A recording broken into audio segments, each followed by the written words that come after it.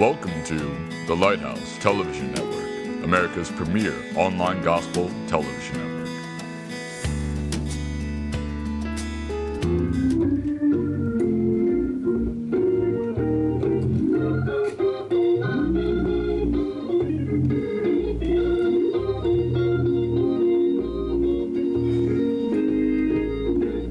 Welcome to the Lighthouse presentation of The Storm, a scripted case study of the Johnson Equipment Company employees, families, friends, the owner, and their families.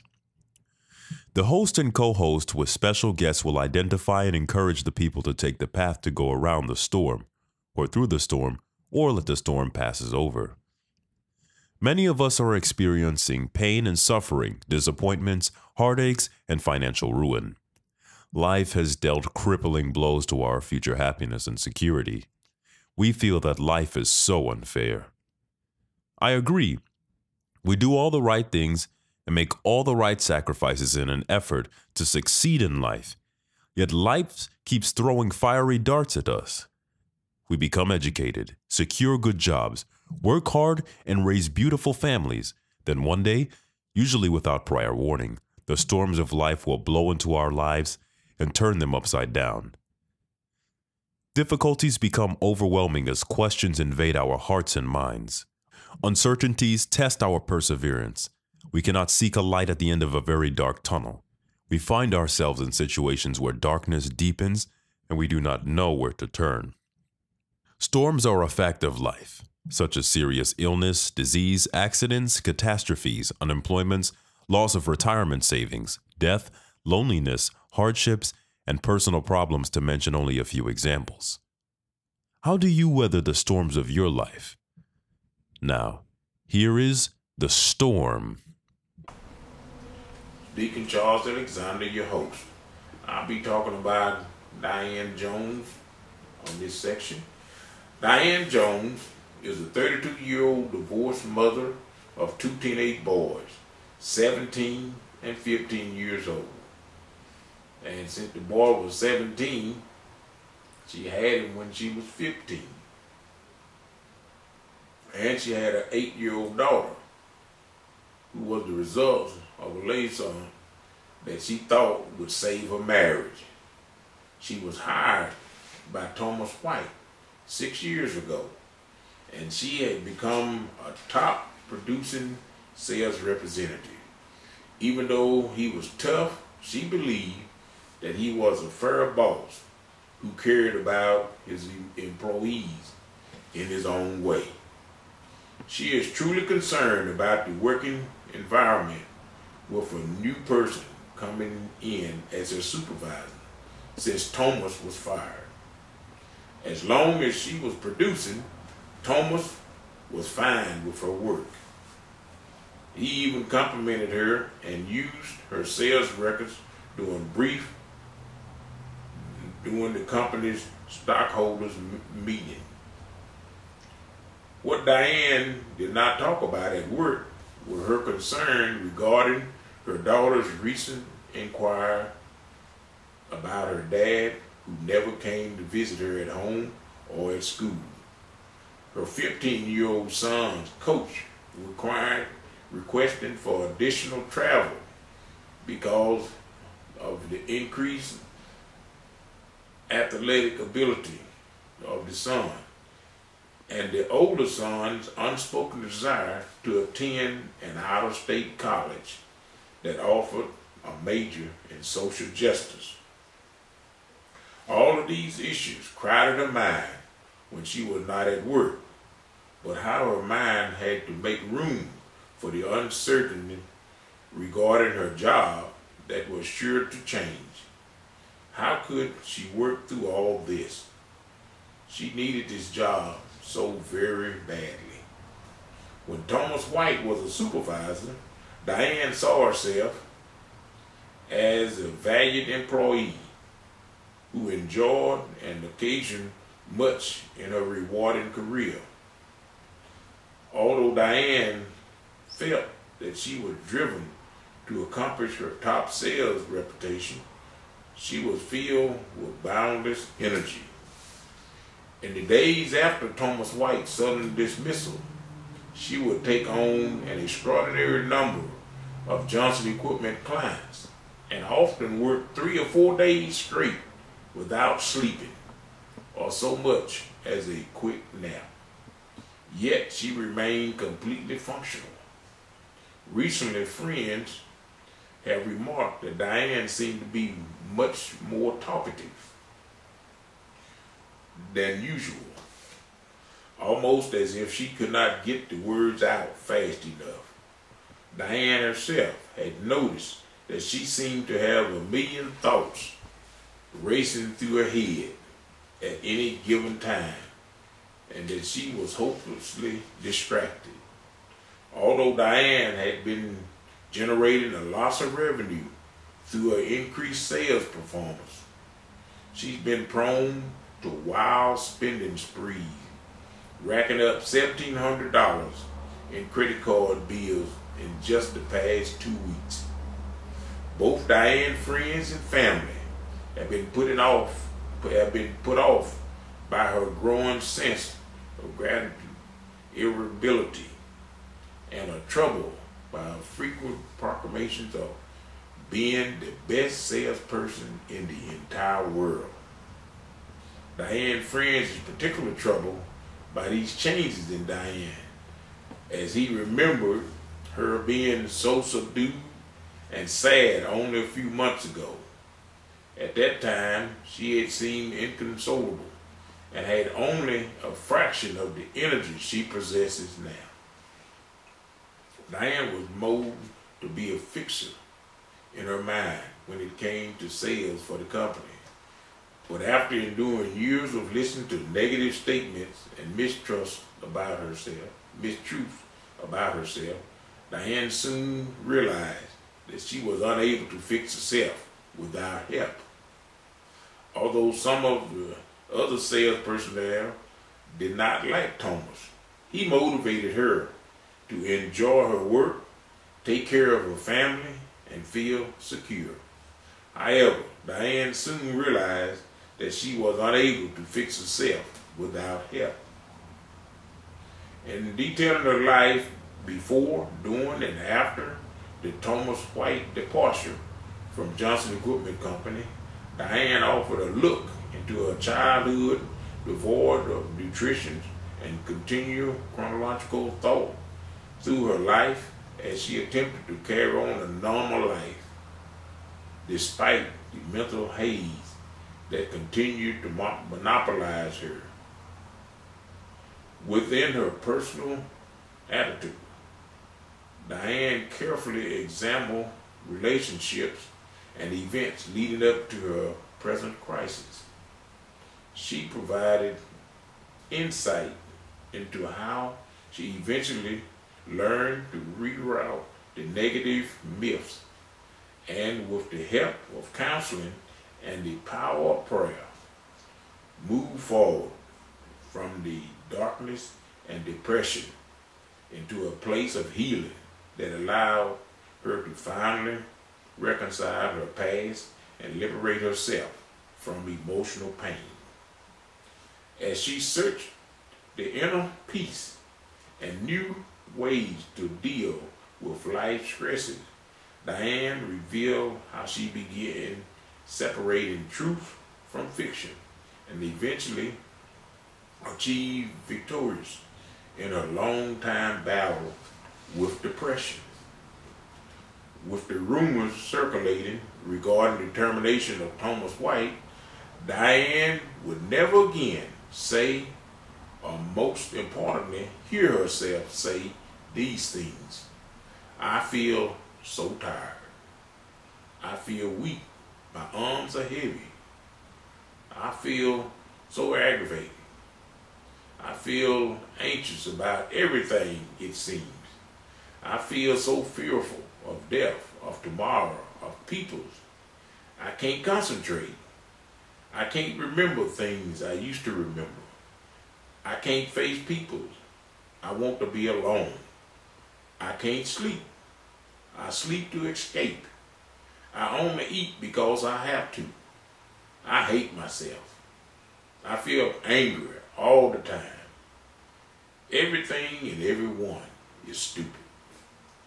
Such comments are familiar to those who are dealing with depression. Usually, these phrases are not descriptive of what is objectively true, but they are descriptive of how a depressed person is responding to his predicament. It often is difficult for a person who has not wrestled with depression to understand. She had learned to pray for Thomas White and his family, as well as those who made the unlikely statements about her and her issues with depression. She had forgiven them, and she now looked forward to the challenge of working with Thomas's replacement. She knows that a top salesperson is invaluable to the Johnson Equipment Company. She is not a B person. She is still one who produces for the company, for the welfare of her family.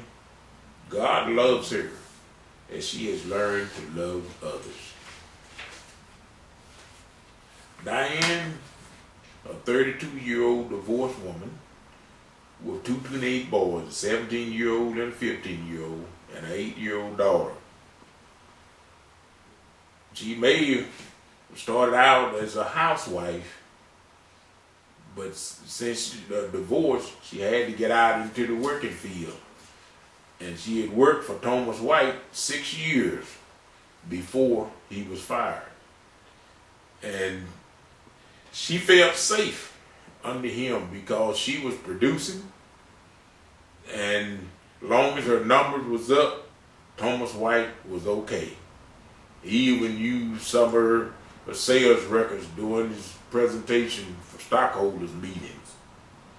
And she was comfortable with Thomas. He was hard, but it inspired her to work hard and to do her best. And she scribed up under Thomas. She was very successful. And now she's in a state of she don't know what's going to happen because Thomas is gone and she's going to have to work for somebody new. Then she don't know what to do with herself. All the worries of worrying about the job, the new replacement for Thomas, and then her daughter's father not ever coming to see her at home or at the school. 15-year-old son, coach wanted him to travel more because his athletic ability. And then 17-year-old want to go to an out-of-state college because they have a major in social justice. All these things are running through her mind, and she has to content with those along with what is this new manager going to do? What is the problem that she's going to have trying to please this new manager? She was so comfortable with Thomas after working for him for 6 years. And she had all these things running through her mind. And what is this new supervisor going to be like? And with Thomas's sudden dismissal, she took on an extraordinary number of Johnson clients. And she would work for 3 to 4 days straight without any sleep. And at the time before his firing, she was talked to people, said that she was kind of tired.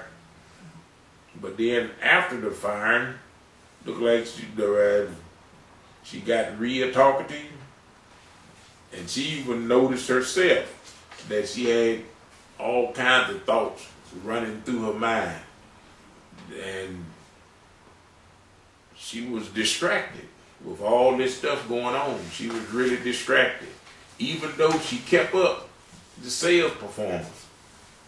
She kept up the high sales. She went into wild spending sprees. She went into debt $1,700 on a credit card within the last 2 weeks. Her friends and family could see that something was wrong, that she was troubled. And she would start proclaiming that she was the best salesperson in the entire world. When you start patting yourself on the back like that, you know, the flags go up. Then at first she didn't realize it, but then, lo and behold, she looked at herself as a fixer. But then after Thomas had got fired, she finally realized that she couldn't fix anything. She couldn't even fix herself. She had to seek help. And she searched before, during, and after the Thomas departure. She looked into her childhood, looked into the nutrition, chronological thoughts through her life, and attempted to carry on a normal life, even though the mental haze that continued to monopolize her. She looked into her personal relationships that eventually led her to the present crisis. She provided insight into how she eventually learned to reveal the negative myth, and with help of counseling and the power of prayer, she moved forward from the darkness of depression into a place of healing that allowed her to finally reconcile her past and liberate herself from the emotional pain.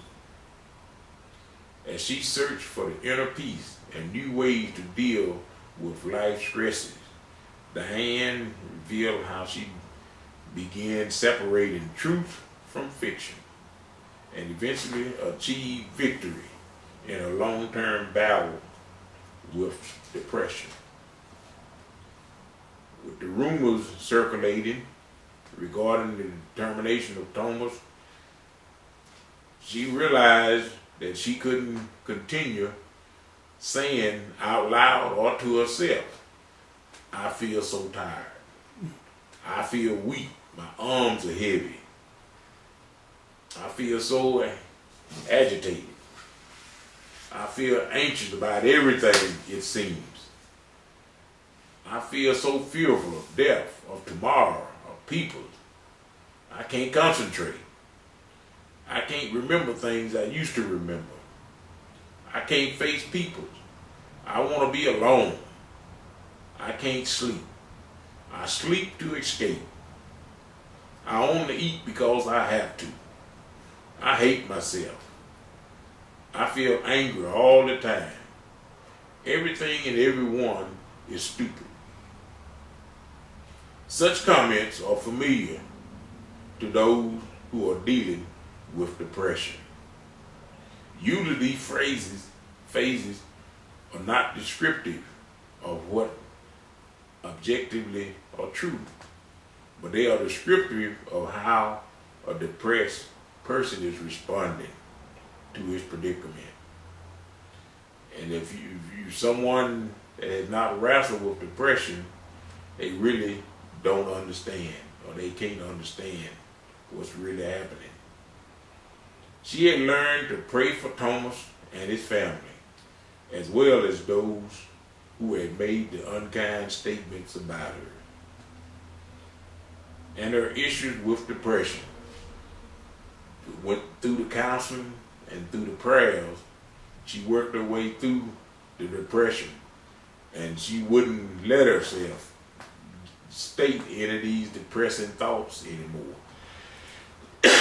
She worked through it, and she learned to pray for the Thomas and his family, and she learned to forgive those that had made the awful statements to her and about her that once plagued her life, that she would run those false statements through her mind over and over and letting them work against her. But she had forgiven those that did it, and she had worked herself through it. Now she looked forward to the challenge of working with Thomas' replacement.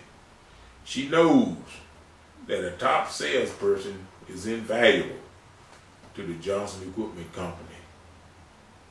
And she knows that if she continue to stay on top of her sales job, she's not going to have any trouble with this new person that's taking Thomas's place, because she's invaluable to the company.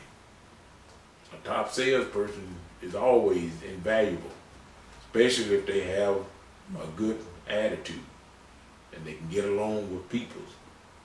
And she is still one who produces for the company, for the welfare of her family.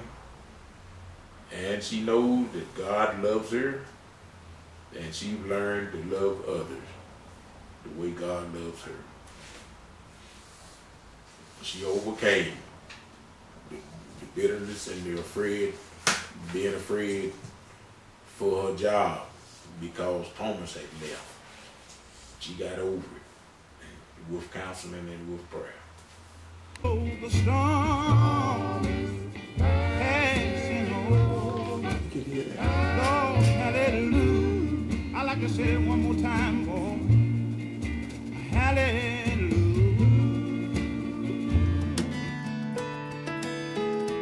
Welcome to the Lighthouse Television Network, America's premier online gospel television network.